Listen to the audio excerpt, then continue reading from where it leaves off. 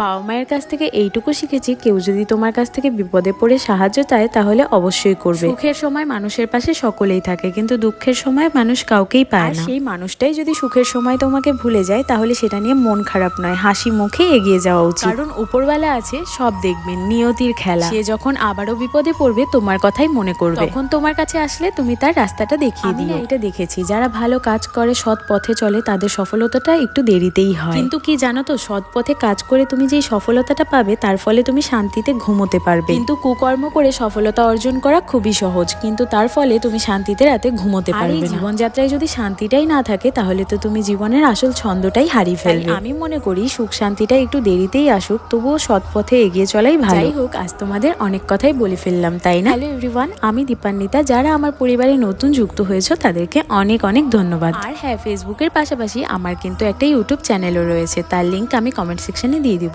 অবশ্যই গিয়ে কিন্তু তোমরা একটু সাবস্ক্রাইব করে দিও। তোমাদের ভালোবাসা ছাড়া একদম এগিয়ে চলা অসম্ভব, তাই তোমাদের ভালোবাসা ও সাপোর্ট আমার সবসময় দরকার। এই ব্লগটা ছিল উল্টো রথের দিন সকালে। উল্টো রথের দিন বিকেলে তো মায়ের সঙ্গে আমি উল্টো রথের মেলাতে গিয়েছিলাম, সেই ব্লগটা আমি তোমাদের সঙ্গে শেয়ারও করেছি, আশা করি তোমরা অনেকেই দেখেছো। আমি না সেদিন সকালের কিছু ক্লিপস নিয়ে রেখেছিলাম ব্লগের জন্য, তবে তোমাদের সঙ্গে শেয়ার করতে একদমই ভুলে গেছি। ভিডিও ক্লিপসগুলো যখন নিয়েই রেখেছি তাহলে অযথা আর গ্যালারিতে কেন জমা হয়ে থাকবে, তাই তোমাদের সঙ্গে শেয়ার করতে চলে আসলাম। খেয়াল করে দেখবে আমার অনেক ব্লগেই তোমরা দেখেছো হয়তো যে আমি অনেক রকমের ফুল দিয়ে ঠাকুর পুজো দিই। তোমাদের হয়তো এটাও বলেছিলাম আমাদের বাড়িতে বিভিন্ন রকমের ফুল রয়েছে, একদিন তোমাদের সঙ্গে শেয়ার করব। আজ যখন সকালে ঘুম থেকে উঠে নিজে হাতে সমস্ত ফুলগুলো তুলেছিলাম, তখন তোমাদের কথা ভেবে আমি মাকে বলেছিলাম তুমি একটু ক্যামেরাটা করে দাও। তো আমার সমস্ত ফুল তোলা কমপ্লিট হয়ে গেছে, এখন আমি ঝটপট করে স্নান করে সোজা চলে আসি ঠাকুর ঘরে পুজো দিতে। আমি কিছুক্ষণ ঠাকুর ঘরের পুজো পাঠের কাজ করতে করতে মাও স্নান করে ঠাকুর ঘরে চলে আসে আমাকে হেল্প করতে। জগন্নাথ দেবের তো কাঁঠাল ভীষণ প্রিয়, তাই মাকে আমি বলেছিলাম তুমি তাহলে আমায় একটু কাঁঠালটা ভেঙে দাও, আমি এটা দিয়ে পুজো দেবো। আজ জগন্নাথ দেবের সঙ্গে সঙ্গে রাধা গোবিন্দ